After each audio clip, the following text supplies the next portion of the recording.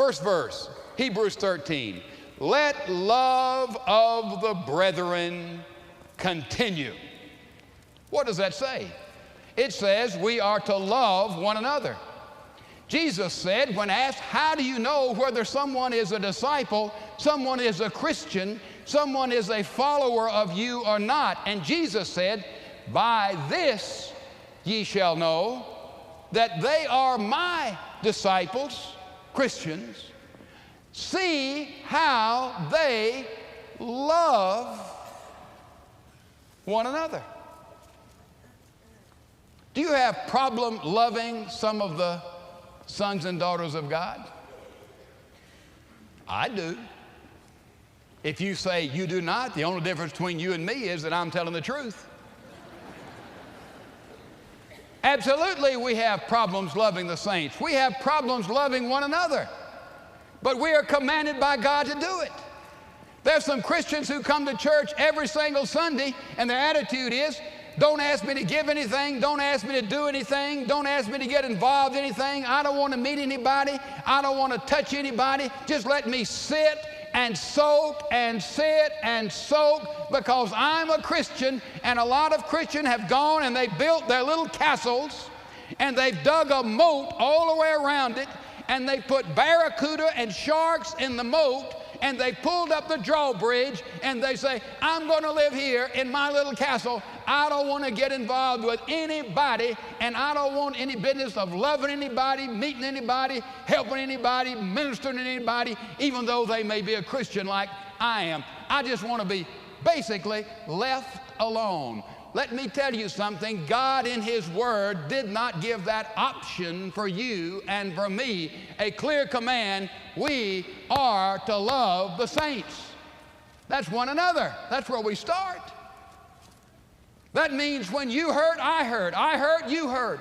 I'm down, you're down. You meet me. We are to love one another. And when I'm in trouble, the first place I want to turn is to my family. That's to you. And that's the first place you need to turn, and know that you're going to be here not with gossiping people, not with backbiting people, not with people who will belittle you and shame you and judge you and kick you and say all matters of evil about you and rejoice that you have fallen because they didn't like you anyway. This ought to be a place we can go where there's acceptance. There's a family of love. We're to love one another. The old boy who lost his job. He was looking for a job. He went to the store and he saw a guy there, and then the guy asked him what he did. He said, I'm unemployed. I'm looking for a job. And the guy said, you know, I can use you. I have a little circus, and I had a pet gorilla that was my biggest draw, and that gorilla could do all kinds of tricks. And if you would come and dress in that gorilla suit, we've got a suit that you look exactly like a gorilla. Nobody can tell. And you can go and perform all those tricks until I get another gorilla trained, or until you get a job. And the guy said, hey, I'll try anything. I'm hungry. So he went and got in the gorilla suit, and boy, he really became good at being a gorilla. And he could do things the real gorilla couldn't do. And boy, big crowds came and said, boy, they got some kind of great gorilla up there at that circus.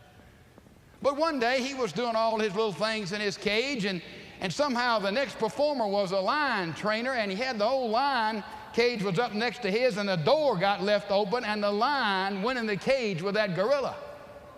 And the lion went in, and man, he was really coming after the gorilla, and the gorilla, he didn't know what to do, and finally he saw he was going to make his last plunge at him, and the gorilla said, hey, somebody help me, somebody help me. Yeah, I'm not a gorilla, help me, help me. And the old lion said, shut up, you fool. Can't you see that everybody doesn't have a job? Let me tell you something.